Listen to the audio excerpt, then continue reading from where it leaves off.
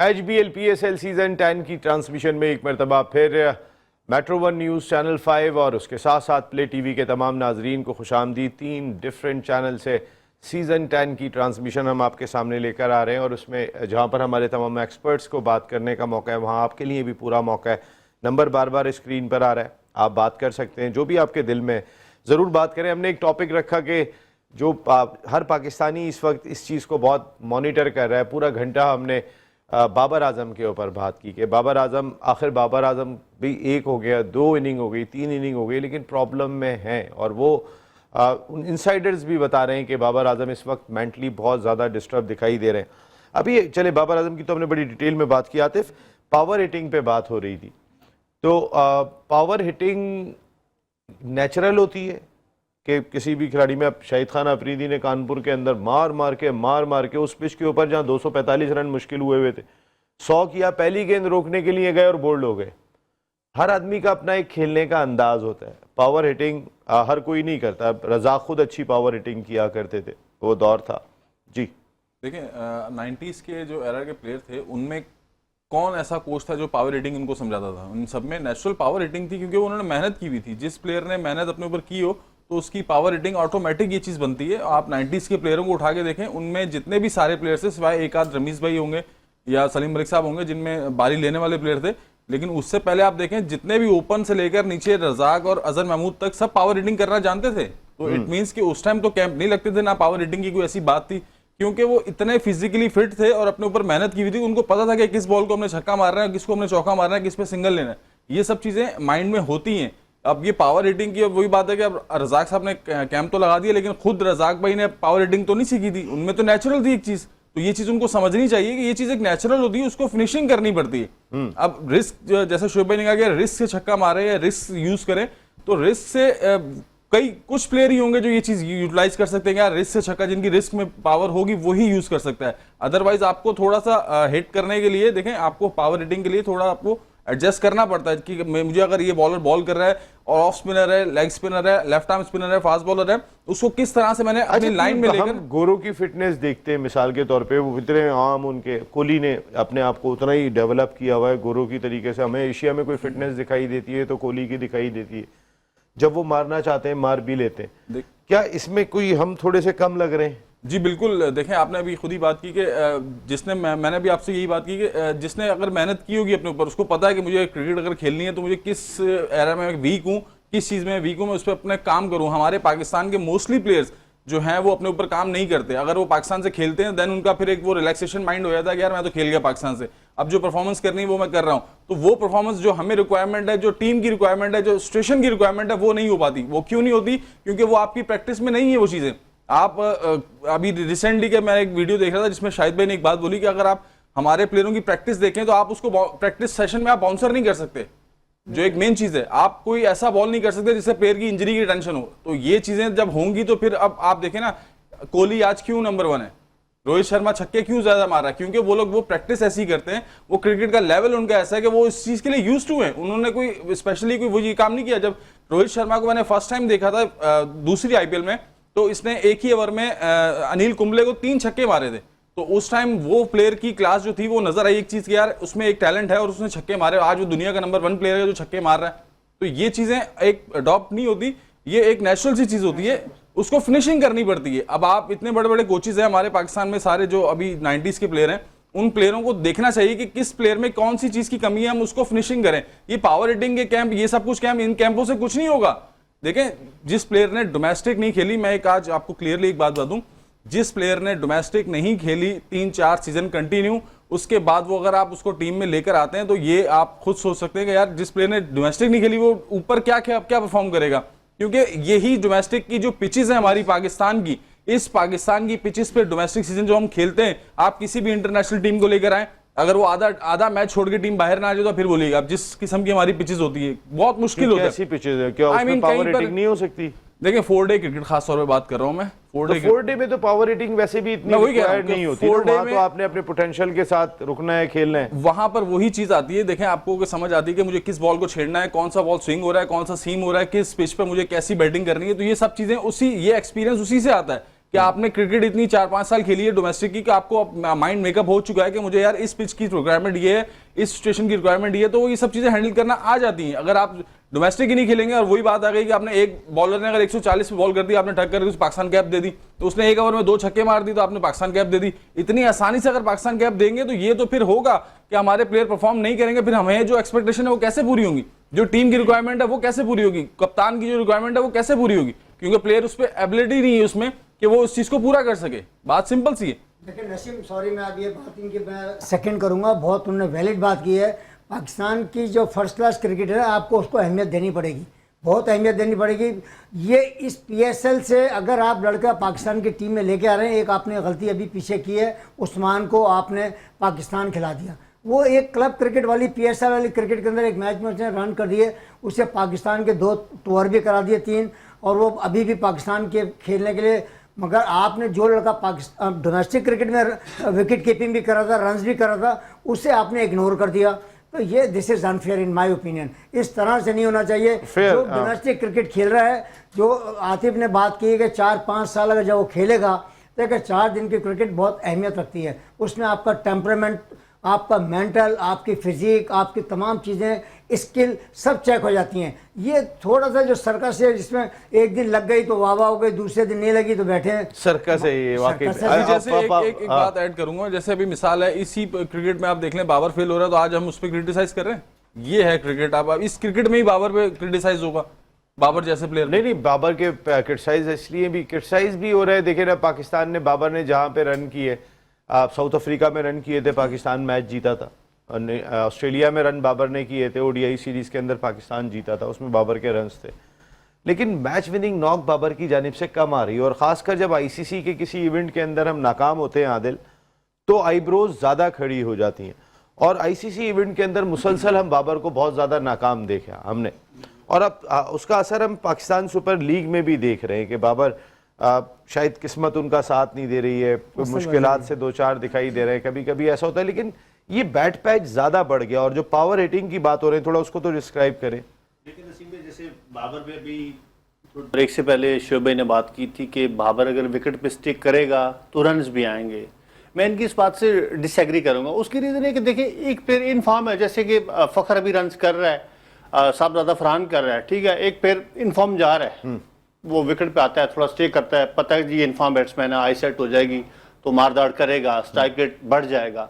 एक प्लेयर पहले से आउट ऑफ फॉर्म जा रहा है, वो डबल माइंडेड ग्राउंड पे आ रहा है, उसको खुद नहीं पता कि मेरी शॉर्ट सिलेक्शन क्या है, तो वो विकेट पे स्टे कैसे करेगा? जब तक आपकी फॉर्म होती है, आप विकेट पे स्टे भी कर लेते हो, उसके बाद अपना स्ट्राइक भी रोटेट कर लेते हो, उसके बाद बात आ जाती है पावर हिटिंग की।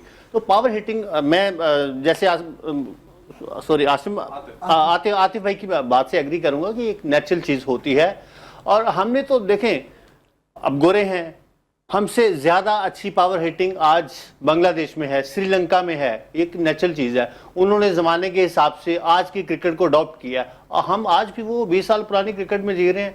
लेकिन इसकी सबसे बड़ी वजह हमारी मैनेजमेंट है कि आप क्रिकेट बोर्ड के चेयरमैन देख लें, बाहर के जितने बोर्ड है वहां पे कोई ना कोई क्रिकेटर होगा चेयरमैन, ठीक है। अब यहाँ पे हमारे चेयरमैन साहब आते हैं, वो जो पार्टी आती है कुछ ऐसी चेयरमैन आ जाता है। जैसे आप असेंबली में बैठ के, सेनेट में बैठ के एक रूल पास करते हो ना, तो ऐसे ही क्रिकेट बोर्ड के लिए भी एक लॉ पास करो कि एक जो क्रिकेट बोर्ड का चेयरमैन आए वो कम से कम को 100 वनडे खेला हो, को 30-35 टेस्ट मैचेस खेला हो, जिसको क्रिकेट की सूझबूझ हो, देन आपकी क्रिकेट में बेहतरी आएगी। और दूसरी बात, आप अपने डोमेस्टिक लेवल पे ध्यान दें। जब तक आप अपनी डोमेस्टिक क्रिकेट को सेट नहीं करेंगे, तब तक आपकी क्रिकेट में बेहतरी नहीं आ सकती। शोएब भाई, हम अपने कप्तानों के बारे में कहते हैं कि नसीम भाई, जी साजिद भाई, देखिए बात ये हो रही बहुत इंपॉर्टेंट, मैं बहुत इंपॉर्टेंट बात करना चाह रहा हूँ। पाकिस्तान की फर्स्ट क्लास क्रिकेट में बात कर रहे हैं। नियाज़ी साहब जब पाकिस्तान का फर्स्ट क्लास क्रिकेट में इन्वॉल्व होंगे और फर्स्ट क्लास क्रिकेट का बेड़ा गर्क कर दिया जाए, फर्स्ट क्लास क्रिकेट डिपार्टमेंट बंद कर दिया जाए, फिर नियाज़ी साहब आके इफ़ाम-उल-हक के लिए सारी चीज़ों को बुला के एक नया सिस्टम करा दी जाए। ये पहले इस पर तो बात कीजिए, इतना बड़ा इशू हो रहा है, इस पर तो बात ही नहीं हो रही। ये मिसबा-उल-हक के बेटी की बात की जा रही है, जो उनके कज़न है नियाज़ी साहब के। पाकिस्तान के ऊपर बात हो रही है क्रिकेट के बाद, जिन्होंने क्रिकेट पाकिस्तान की फर्स्ट क्लास क्रिकेट डिपार्टमेंट के क्रिकेट बंद हो गई और मौजूदा क्रिकेट के हालत पर बात नहीं हो रही। जो नियाज़ी साहब ने एक नई चीज ग्रेड 2 में एक नई चीज लिया है। पहले आप बताइए किसने ये जो है तमाम चीजों को जो ग्रीन सिग्नल दिया जो इससे पहले भी तमाम अंडर-19 भी मिसबाह उल हक के बेटे को इकबाल उल हक को खिलाया। मैं उस बच्चे के खिलाफ नहीं हूँ, उसमें टैलेंट होगा, अंडर-19 तक होगा, मगर ग्रेड 2 में पूरे पाकिस्तान में एक नई चीज आ गई है, इस पे तो बात करें ना। ये फर्स्ट क्लास क्रिकेट जो करा रहे हैं वो क्या सही करा रहे हैं? अभी बहुत इंपॉर्टेंट बात कर रहे थे, grade 2 is not first class. तो भाई तो रूल तो फर्स्ट क्लास, देखें तो ये बात हो गई ना, फिर बात तो वही हो गई ना, फर्स्ट क्लास क्रिकेट चला कौन रहा है? हाँ, मेरे कहने का मकसद है क्रिकेट चलाने वाले जो चला रहे हैं आप उनसे मुत्तफिक दिखाई नहीं देते। खुर्रम नियाजी साहब की आपने बात की, मिसबाह उल हक नियाजी के क्या है वो आपने कजन बोला? जी मैंने नहीं बोला, मतलब हर जगह चल रही है वो जो बात चल रही है वो कजन चल रहे हैं ना, मिर्जा साहब के कजन चल रहे हैं और फर्स्ट क्लास क्रिकेट चला रहे हैं, पूरे हेड है। और जो इकबाल उल हक की बात की जा रही है ना, जो अभी ग्रेड 2 की बात की जा रही है, इससे पहले भी कितने लड़के खेले गए, उस वक्त तो ये रूल नहीं था। मोहम्मद वसीम राष्ट्र में इस बात को कहते रहे, मगर उस वक्त तो मना कर दिया। मगर दूसरी चीज कानून कौन सा साजिद भाई, आपने कानून क्या, ग्रेड 2 का कानून क्या है वो जो आप बात कर रहे थे, कानून जरा थोड़ा ब्रीफ तो करें। देखिए कानून यकीनी तौर पर जो पाकिस्तान की फर्स्ट क्लास क्रिकेट जो सिस्टम चला रहे, कानून उन्होंने बनाया है। जो पाकिस्तान की फर्स्ट क्लास क्रिकेट में कितने लड़के खेल रहे हैं, एम्पायरिंग हो, मैच रेफरी हो, कोचिस हो, लड़के की चोट पे लाइक डिसलाइकिंग है, जो उनके फेवर के उनको लोगों को लगाती जाए, जो अच्छे टैलेंटेड लोग हैं उनको लगाते नहीं है। इसी तरह जो अच्छे क्रिकेटर उनको टीम में सिलेक्ट नहीं किया जाता। पाकिस्तान की फर्स्ट क्लास क्रिकेट में एक मार्जिन दे दी गया, 2020 पाकिस्तान की खेलो 10 कानून को आपने मुझे कानून नहीं बताया, कौन सा गलत कानून? देखिए ना, अगर फ़ाहम उल हक की मैं बात करता हूँ, मैं पहले तो किसी प्लेयर के बेटे को हम यानी कि मैंने फ़ाहम को देखा और फ़ाहम वाकई में उस बच्चे में पोटेंशियल है, लेकिन ऐसा ना हो कि हम उसके बाप का नाम ले लेके उसके बाप के साथ कर करके हम एक टैलेंट ख़त्म कर दें। मेरी अपनी ज़ाती राय ये कि देखें, अगर वो टैलेंटेड है तो वो यहाँ तक आगे बढ़ता हुआ दिखाई दे रहा है, लेकिन लोगों हमारे सबके जहन में एक बात आती है, अजहर अली का बेटा क्यों, रज़ाक का बेटा क्यों, मिसबाह उल हक का बेटा क्यों? लेकिन वो बच्चा मैंने देखा है, मैंने बाकी दोनों को नहीं देखा, लेकिन वो बच्चा मुझे टैलेंटेड लगा है। मेरे ख्याल है कि शायद हमें कुछ चीज़ों से निकलना चाहिए साजिद भाई, शायद मैं ये समझता हूँ। नहीं, आपकी अपनी राय होगी कि आपका काम है प्रोग्राम लेके चलना। जो मेरे अपने जो मालूमात है, मैं इसके खिलाफ तो नहीं हूँ, मैं खुद कह रहा हूँ टैलेंटेड बच्चा है, उसमें तमाम सलाहियत है। अंडर-19 जिस तरह उसको खिलाया गया, डंके की चोट पे उसको मोबिलाइज किया गया, वो उसको जिस तरह अगर किसी और कोई बच्चे भी थे, अगर उसके साथ एक बच्चे के साथ नाइंसाफी हुई तो वो टैलेंट तो 100 बना है, उसको ड्रॉप किया। उस वक्त तो किसी ने बात नहीं की थी। हम कब कह रहे हो टैलेंटेड बच्चा नहीं हो? बाप का बेटा अगर क्या, पाकिस्तान के साबिक कप्तान का बेटा अगर क्रिकेट खेलना अच्छी बात है, उसमें तमाम सलाहियतें, बॉलिंग बहुत अच्छी करता है, अच्छा ऑलराउंडर बन सकता है, जो उसको प्लेटफॉर्म दिया गया है, जो उसको सहूलतें दी गई है, और लड़कों को क्यों नहीं दी जाती? सवाल ये पैदा होता है मेरे भाई। अब दूसरा अभी बात हो रही है, ये इस बात पे आपकी दम है, इस बात की आप में दम है, मैं ये एग्री करूंगा, क्योंकि वो अलहदा से ट्रीट होता होगा कि वो मिसबाह का बेटा है, ये और ये मेरे ख्याल है नुकसान पहुंचाता है, फायदा नहीं पहुंचाता। शायद बात है कि मिसबाह का बेटा हो या इंजमाम उल हक का बेटा हो, XYZ किसी का भी बेटा हो, अगर एक सिस्टम के तहत आ रहा है और परफॉर्मेंस दे के आ रहा है और दूसरे से बेहतर परफॉर्मेंस दे के वो टीम में सिलेक्ट हो रहा है, तो इससे कोई बुराई नहीं है। एक सिस्टम के तहत वो लड़का ऊपर आना चाहिए ना। अगर आपने 2 मैच खेले, आप एक किसी बड़े बाप के बेटे हो या किसी क्रिकेटर के बेटे हो जिसने 12 मैच खेले हैं और उसने रन किए, वो नहीं आया टीम में, और 2 मैच खेलने के बाद no doubt he is a talented, मैंने भी देखा उसे, उसमें टैलेंट है, मगर एक सिस्टम के तहत है जो क्राइटेरिया फुलफिल करे। शेख भाई आप क्या कहेंगे इस पे, ताकि फिर ब्रेक पे जाएंगे? वसीम प्लीज रिक्वेस्ट होगी है मेरी, जितनी डिटेल से इन दोनों आप कर लें, फिर मैं ब्रेक पे जाऊंगा जी। डिटेल से देखें। पहले तो मैं तो एक थोड़ा सा उस पर कह दूं, ये पावर प्ले पे, पावर हिटिंग पे, यार जेसी दुनिया को पावर हिटिंग किसने सिखाई? शाहिद आफरीदी को पावर हिटिंग किसने सिखाई? अब हक साहब प्लीज, कालू वर्ना को किसने सिखाई? आपका फकर करता किसने सिखाई? यार ये पावर हिटिंग मॉडर्न वर्ड्स है, पुराने टाइम में मायूस उमार मारता था तो बाकी तो नहीं मारते थे इस तरीके से। वही ये बिल्कुल बहुत अच्छी बात। और फिर दूसरी चीज ये, उस जमाने में स्ट्रोक प्लेयर कहा जाता था कि यार ये स्ट्रोक प्लेयर है, उसको मॉडर्न क्रिकेट में ये लिया है। तो मैंने ये 4-5 मिसालें दे दी। देखें ये जिस तरीके से उसका बोल रहे हैं मिसबाह के बेटे का, इन लोगों को नॉलेज नहीं है। अगर मैं अभी इनसे पूछ लूँ तो ये लोग अक्का बक्का हो जाएंगे। आपको पता है अंडर-19 के ट्रायल मैचों में उसने कितने कितने रन्स करे?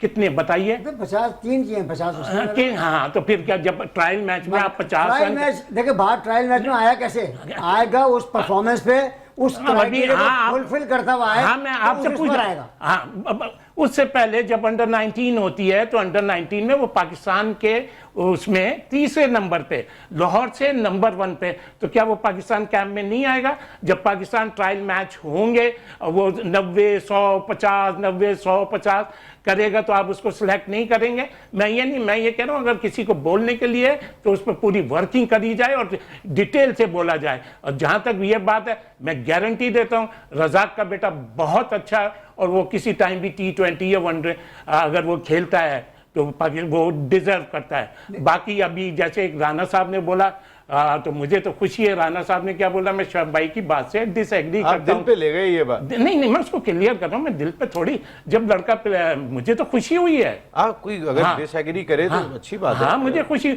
जब एक लड़का पिच पे खड़ा ही नहीं होगा तो वो रन्स कैसे करेगा? मैंने तो ये बोला है कि पिच पे खड़ा होना। और फिर इस पे मैं एक मिसाल देता हूँ। मीर तकी मीर साहब एक नाई की दुकान पे गए, नाई ने बोला यार मुझे आपका ये शेर बहुत पसंद आया, तो ना मीर तकी मीर गए अपने, उन्होंने दीवान निकाला, कहता यार मैंने इतना हल्का शेर कह दिया कि ये मेरी तारीफ कर रहा है। तो भाई ये चीजें हैं, जब आप पिच पे नहीं खड़े होगे तो कहां से रन्स करोगे? मिसाल नहीं, एक चीज अब बाद में होगी, मुझे ब्रेक की जानिब जाना होगा, लेकिन मिसाल ऐसी तो दे कि कुछ समझ में तो आए। यही मेरे तो यही मैंने तो मीर तकी मिसाल यही है कि मेरी बात हर एक की समझ में नहीं आएगी। मेरी यही थोड़ा सा एक क्लियर मिसाल तो ना कि भाई इंडिकेट कर रही हो। मैं एक ब्रेक ले रहा हूँ, ब्रेक के बाद वापस आते हैं तो अपनी डिस्कशन को कंटिन्यू करते हैं। में एक मरतबा फिर आपको खुशामदीद कहते हैं। मुकाबला जारी है इस वक्त, मुल्तान सुल्तान्स वर्सेस इस्लामाबाद यूनाइटेड, और इस वक्त की सूरत हाल ये है कि 77 रन 2 विकेटों के नुकसान पर 8.1 ओवर के खेल में मुल्तान सुल्तान्स ने बना लिए हैं, जिसके सामने 203 रन्स का हदफ है। एक बड़ा हदफ है और उसमें बड़ा हिस्सा रहा जो एंड में बर्क रफ्तार बैटिंग हमें हैदर अली की जानिब से देखने को मिली। 33 रन 16 गेंदों पे किए। इसी तरीके से जैसन होल्डर ने 32 रन 14 गेंदों पे किए, जिसकी वजह से वो 200 क्रॉस करने में कामयाब हो गए। दूसरी जानिब थोड़ी सी बात ज़रा IPL की मैं कर लेते हैं। अभी हमने आपको बताया था कि मैच टाई हो गया था राजस्थान रॉयल्स और दिल्ली कैपिटल्स का, और ये खेल का हिस्सा है, मैचेस टाई होते हैं। लेकिन जिस तरीके से आईब्रोज खुद इंडियन क्रिकेट बोर्ड ने खड़े किए हुए हैं और जिस तरीके से वो खुद जो है वो मॉनिटर कर रहे हैं, उन्होंने अलर्ट जारी किया है तमाम लोगों के लिए, तो एक इबाम सा ज़रूर सारी दुनिया की क्रिकेट में पाया जाता है। क्रिकेट खेल में जहाँ कुछ भी हो रहा हो, बांग्लादेश में करप्शन की तहकीकात हो रही है, इवन के उनके क्रिकेट बोर्ड के दफ्तर के ऊपर छापा मारा एंटी करप्शन ने और जाके डॉक्यूमेंट्स वगैरह अपने कब्जे में कर लिए। जी शोएब भाई, तो शोएब भाई ये जो अगर खुद भारतीय क्रिकेट बोर्ड ये बात कह रहा है कि ख़तरा है हमारी लीग में खिलाड़ियों को उकसाया जा सकता है, मिलाया जा सकता है, तो जो लोग बात करते हैं इंडियन प्रीमियर लीग के हवाले से कि भाई सबसे बड़ी बुक इंडिया से चलती है, जितना ज़्यादा मामलात इंडिया के अंदर हैं इस हवाले से स्पॉट फिक्सिंग मैच फिक्सिंग के हवाले से दुनिया में या साउथ अफ्रीका में पाए जाते हैं, बहुत कम पाए जाते हैं इंडिया जितने हैं, तो ये किस तरीके से कंट्रोल कर पाएंगे? देखिए जहाँ तक कंट्रोल की बात है तो कंट्रोल तो हो ही नहीं सकती, मतलब किसी का कोई आइडिया नहीं है। और जहाँ और ये आपने बड़ी अच्छी बात है, दुनिया में जो सबसे ज़्यादा नाम है कि इंडियंस का और साउथ अफ्रीका का है। अच्छा, और अगर बेईमानी में फिक्सिंग विक्सिंग में यही इंडिया से सर आपके लिए कोई अच्छी खबर नहीं है, रिजवान आउट हो गए। अल्लाह आपकी देखे दुआ, आपकी दुआ कबूल हो गई। 35 रन अभी वक्फा हुआ 27 गेंदों पे बनाने के बाद जो है वो आउट हो गए। स्ट्राइक रेट आज भी उनका बड़ा जैसे आप कह रहे हैं कि इम्प्रूव कर रहे हैं, 140 हो गया है, वैसे वाकई 127 से 140 पे आ गए। अच्छा नसीम बुरा तो नहीं मानोगे, छेड़ तो आपने कर दिया है, छाड़ मैं कर दूं तो आप बुरा तो नहीं मानेंगे। अभी वक्फा हुआ, आप दुआ मांग रहे थे, आप परेशान बैठे थे, सिगरेट जला रहे थे कि यार, अभी विटनेस भी हैं, सिगरेट जला रहे थे कि यार ये कब आउट होगा, कैसे आउट होगा। तो वो थोड़ी अच्छा ही होता है। तो मेरा कहने का चले मजाक अपनी जगह, तो इंडिया ऑन टॉप है मैच फिक्सिंग में या किसी चीज़ में भी, जिस तरीके से मैं सुनता हूँ। बाकी जितनी रोशनी आप डाल देंगे या ये डाल देगा ये क्या, जैसे हमने कल एक बात कही थी कि आंखों में धूल झोंकी जाती है IPL के अंदर, क्या ये भी मेरे ख्याल है कुछ छुपाने के लिए इंडियन क्रिकेट बोर्ड कर रहा है कि जो जिस तरीके के ऐलानात हो रहे हैं, अलर्ट जारी किया जा रहा है? देखिए अलर्ट जारी करना एक डिफरेंट स्टोरी है, एक्शन लेना वो बिल्कुल डिफरेंट स्टोरी है। अलर्ट जारी करने का मकसद तो है ना कि आपने एक वेकअप कॉल दी है कि भाई इन लोगों से आप एहतियात करें, तो ये इसमें कोई ऐसी बड़ी बात नहीं है। इससे पहले भी कई एक वहाँ पे IPL के अंदर ये स्कैंडल उठे हैं, मगर उनका कोई रिजल्ट नहीं आया, किसी को कोई सर बैन भी हुए। कौन हुआ मुझे एक का नाम सर बता श्रीशांत दें। बैन हुए सर, क्या हो गया सर आप वो बताएं जिसके ऊपर मतलब पकड़े गए हों और जो सर? पकड़े गए हैं, पकड़े गए, बाहर हुए हैं। सर श्रीशांत फास्ट बॉलर उनका। श्रीशांत आज से को 7 एडिशन पहले तो सर अगर मैं तो आपको IPL का ही बता रहा हूँ ना सर। 7 सर, साल मैं कोई- पहले मैं 7 ये, साल पहले श्रीशांत का एक ओवर था जिसकी वजह से ये सर उसके बाद से वो खेला नहीं है, खेल बनी खेला ना। कैरियर खत्म हो गया सर। और कौन से ऐसे प्लेयर हैं जो जिनके खिलाफ एक्शन हुआ है? सर मैं अभी आपको निकाल दूंगा, उसी केस के अंदर 3 प्लेयर थे उनके, उस मैच में होंगे। उसी केस सीजन के में। अंदर 3 प्लेयर थे सर, तीनों पे। ऐसा नहीं है सर कि नहीं हुआ, मेरे ख्याल है वो पानी बहुत सर से ऊपर चला गया होगा। देखें मैं बार बार एक बात कहता हूं कि चाहे इंटरनेशनल क्रिकेट काउंसिल का एंटी करप्शन यूनिट हो या दुनिया के किसी भी क्रिकेट बोर्ड का एंटी करप्शन यूनिट हो, ऐसा लगता है कि वो बगैर दांतों का हाथी है। वो आज तक जितने केसेस हुए हैं, या तो स्कॉटलैंड यार्ड ने पकड़े, या मुंबई पुलिस ने पकड़े, या फिर इमारात की इंटेलिजेंस का उसके अंदर रोल था। ICC वालों ने तो नहीं। सर आज तक किसी एंटी करप्शन ने पकड़े नहीं है इंडिया। क्या एक मरतबा फिर मेरा सवाल ये है कि भारतीय क्रिकेट बोर्ड इस तरह का अलर्ट जारी करके आंखों में धूल झोंक रहा है? देखिए वह बात यही है कि वो अपने आप को सेव करते हैं और क्या करना चाहते हैं कि ये बता के कि ये होने वाला है या कुछ हो रहा है, तो वो एक तो प्लेयरों को मेरे अपने हिसाब से बैकअप कॉल देते हैं और एक दुनिया में मैसेज देते हैं कि हम लोग बड़े विजिलेंट हैं, फेयर है, हाँ नहीं विजिलेंट भी हैं, कि हम नजर रखे हुए हैं। नजर रखे हुए, ये एक मैसेज देना चाहते हैं। अब let's hope for the best कि अगर किसी को विक्टिमाइज करते हैं और कोई रेड हैंडेड पकड़ते हैं तो फिर उनको सलूट और सलाम है। जिस तरीके से आपने बताया कि श्रीशांत कोई 6-7 एडिशन पहले 3-4 लड़के पकड़े गए थे, वो आज तक क्रिकेट से बाहर हैं, ये अगर मौक़िफ़ करते हैं तो दैट्स वेरी फाइन। हमारे यहाँ भी हुआ, हमारे साथ भी खालिद लतीफ़ के साथ ही। और सर मैं वही वाकया बताने लगा था साजिद भाई, मैं उस वक्त दुबई में मौजूद था जिस वक्त शर्जील, खालिद लतीफ़ और इनको वापस भेजा गया था, और सुबह ये गए, हम उसी होटल में मौजूद थे, और वहाँ पर हर खिलाड़ी ये सवाल कर रहा था, नसीम भाई मेरा नाम भी है क्या, नसीम भाई मेरा नाम भी है क्या। उस वक्त ज़ाहिर ये चीज़ जब नजम सेठी साहब उस वक्त मैनेजमेंट कमेटी के सरबराह थे तो वो नीचे आ रहे थे, इत्तेफाक से मैं भी कोई 43 फ्लोर पे था, वो मुझसे ऊपर थे, तो लिफ्ट में मुझे सुबह अकेले मिले। तो मैंने सेठी साहब को कहा, मैंने कहा सेठी साहब यहाँ पे हर खिलाड़ी परेशान हुआ है कि मेरा नाम भी है, मेरा नाम भी है। तो वो एक ऐसे डिसीजन मेकर थे, उन्होंने कहा कहाँ है तुम्हारा मोबाइल, उन्होंने मोबाइल लिया, उन्होंने उसी वक्त पैगाम दिया, कहने लगे कि अब किसी का नाम नहीं है, सब अपने खेल पर तवज्जो दें, कोई स्पॉट फिक्सिंग, कोई मैच फिक्सिंग और कोई दूसरी बात नहीं होगी। हमारा क्रिकेट बोर्ड के सरबरा ने सब लोगों को कहा कि ऐसी कोई चीज़ हमारी लीग में नहीं है और खेलें, लेकिन इंडियन क्रिकेट बोर्ड अलर्ट जारी कर रहा है कि हमें ख़तरा है, हमारे लोगों को ख़तरा है।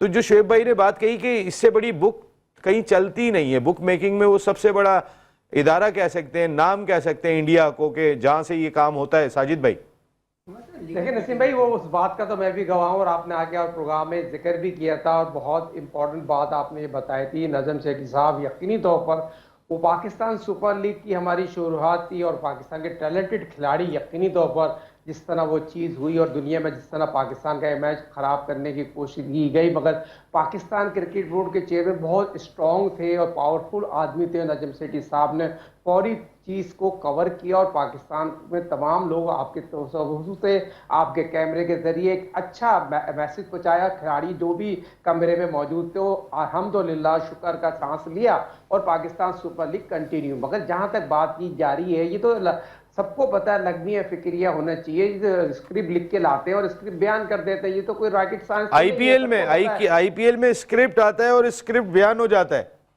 देखिए आपने जो बात की उसकी बात तो समझने वालों के लिए समझना चाहिए। आप जो बात कह रहे हैं, अगर ये बात की छोड़ी जाती है तो जैसे यस ये मैं यही बात कह रहा हूँ कि ये बात करने की जरूरत नहीं होती, आप मीडिया में नहीं आती है एटलीस्ट ये चीज जी। जैसे कि 7वें एडिशन, आज तो 17-16 एडिशन हो गए ना आईपीएल के। 7वें एडिशन में एक टैलेंटेड खिलाड़ी वो इंडिया से खेलता था, बहुत टैलेंट, मगर उन्होंने उसको सबक दिया, आज तक वो तनाई में चले गया। तो ये चीज़ तो यकीनी तौर पर वहाँ पर तो जो चीज़ें हो रही हैं, 2 महीने आईपीएल होती है और आईपीएल 2 महीने में जिस तरह उन्होंने काम किया, जिस तरह आईपीएल को ब्रांड बनाया, दुनिया के तमाम क्रिकेट बोर्ड को पैसे देते हैं, ऑर्गेनाइज किया जाता है, प्लेयरों को ऑर्गेनाइज किया जाता है, और हमारी पाकिस्तान सुपर लीग को डैमेज करने में इंडियन का बहुत बड़ा रोल है। आप देखें जो हमारे पाकिस्तान सुपर लीग में लड़के आके खेलना भी चाहते हैं, उनको कमेंट्री पर रख लेते हैं, उनको उठा लेते हैं, तो ये चीज बताना जरूरी है। हमारी क्रिकेट को पैसे 2009 में उन्होंने तबाह किया, और पाकिस्तान सुपर लीग जो हमारा वर्ल्ड ब्रांड बन गया था उसको डैमेज करने में भी उनका बड़ा हाथ है। जो फॉरेन प्लेयर यहाँ पर नहीं आ रहे उसकी वजह आपके सामने मौजूद है ना। आप देखिए उनके विंडो में कोई भी क्रिकेट नहीं होती, दुनिया के क्रिकेट में कोई भी विंडो नहीं होती, और दुनिया के तमाम जो मुल्क के लोग होते हैं वहां जाकर आईपीएल को एंजॉय करते हैं, और आईसीसी को बीसीसीआई चला रहे हैं। नहीं, बिल्कुल सही बात है साजिद भाई। कॉर्बन बुश पेशावर ज़ल्मी में नहीं है, वो चले गए वहाँ पे आईपीएल खेलने के लिए, और उन्होंने जवाब दिया कि जी सारे ओनर्स तो सारी दुनिया की लीग के इंडिया के बैठे हुए, तो अगर मैं यहाँ पर रुक जाता हूँ, जिस पर 1 साल का बैन भी लगा उनके ऊपर। थोड़ा सा मैं साहबजादा फरहान पे बात करना चाहूँगा। साहबजादा फरहान ने पिछले 1 महीने में, सिर्फ 1 महीने के अंदर, इससे पहले हम जिन बैटर्स की बात कर रहे थे उन बैटर्स में 4-4 सेंचुरियाँ 1 साल के अंदर स्कोर की हैं। क्रिस गेल ने 31 इनिंग ली थी, 2011 में 4 सेंचुरियाँ बनाई थी। विराट कोहली ने 29 इनिंग 4 सेंचुरियाँ 2016 में स्कोर की थी। जोस बटलर ने 38 इनिंग में 4 सेंचुरियाँ बनाई थी 2022 में। शुभमान गिल ने 30 इनिंग के अंदर 4 सेंचुरियाँ बनाई थी 2023 में। साहबजादा फरहान ने सिर्फ 9 इनिंग में, यानी 10 भी नहीं है, कोई 31 है, 29 है, 38 है, 30 है, 9 इनिंग में 1 महीने के दौरान में साहबजादा फरहान ने जो है वो स्कोर की। और फिर जो उनका स्ट्राइक रेट है, जो ख़ास तौर पे हमने डिस्कस भी किया था, जो उन्होंने मुल्तान में कोयटा के खिलाफ 162 रन किए थे, वो 72 गेंदों पे किए थे। 162 नॉट आउट रन 72 गेंदों पे। जो उन्होंने 113 रन लाहौर वाइट्स के खिलाफ किए थे वो 59 बॉल्स के ऊपर किए थे। 148 जो उन्होंने एबटाबाद के खिलाफ किया था वो 72 बॉल्स पे किया था। ये मेरे ख्याल है ब्रांड मैच कर रहा है हमारा इस वक्त। जी बिल्कुल, जिस तरह से साहिबजादा फरहान की बात कर रहे हैं आप, तो उसने माशाल्लाह 3-4 साल से कंटिन्यू डोमेस्टिक में परफॉर्म किया। मैंने अभी आपसे यही बात की थी कि जो लड़का डोमेस्टिक में परफॉर्म करेगा वो ऊपर आके 110% परफॉर्म करेगा, क्योंकि वो डोमेस्टिक सर्किट इतना अच्छा खेल के आ रहा है और कंटिन्यू 3-4 साल से वो परफॉर्म कर रहा है। उसकी परफॉर्मेंसेस के ढेर लगे हुए, लेकिन उस बच्चे के साथ ज्यादती हो रही थी कि उसको खिलाया नहीं जा रहा था। बात वही है कि वही लॉबी सिस्टम था, लाइकिंग डिसलाइकिंग थी, और कुछ हमारे प्लेयर्स की वजह से जो टीम डैमेज रही है 2 साल, इस वजह से उस प्लेयर को मौका नहीं मिला। अब उसको मौका मिल रहा है, वो प्योरली अपनी जो उसकी क्रिकेट का लेवल है वो शो कर रहा है। इवन कि उसने इंटरनेशनल क्रिकेट में भी शो किया, डोमेस्टिक में भी किया, इवन पीएसएल में भी कर रहा है। 100-150 वो कर चुका है। तो ये होती है परफॉर्मेंसेस। वजह ये है, उसका रीजन सिर्फ एक, साहिबजादा फरहान कोई ऊपर से नहीं आया, लेकिन क्या है कि उसने डोमेस्टिक खेली भी है। मैंने फिर वही बात कहूंगा, डोमेस्टिक का खेलना, 4 साल 5 साल प्लेयर का खेलना, उसके बाद जो आप उसको इंटरनेशनल खिलाएंगे तो वो ऐसे ही परफॉर्म करेगा। उसकी 100 जो उसने किया है कल के मैच, परसों के मैच में, उसको 100 देखें, उसकी हर हिट में नजर आ रहा था कि यार कितना कॉन्फिडेंट खेला और कितना क्लीन हिटिंग की है उसने। तो ये चीजें होती हैं किसी भी प्लेयर को ऊपर लाने के लिए। अगर आप उसको डोमेस्टिक अच्छा सीजन खिलाते हैं, और उसके साथ तो ज्यादा थी ना, तो वो उसमें एक चीज थी कि मुझे करना है। उसने हर सीजन में 1000 रन प्लस रन किए। 4500 रन उसके डोमेस्टिक क्रिकेट में है, 4500 रन। उसके बाद ये इस क्रिकेट के अंदर आया है, और इसमें भी कंटिन्यूअसली वो रन्स कर रहा है। 4500 सर अभी मैं साहबजादा फरहान पे आपसे भी दोनों से राय लूंगा। एक ब्रेक लेते हैं, ब्रेक के बाद वापस आते हैं। तो थोड़ा साहबजादा फरहान कुछ अच्छा कुछ दिखाई दे रहा हो तो उस पर तो बात करें ब्रेक के बाद।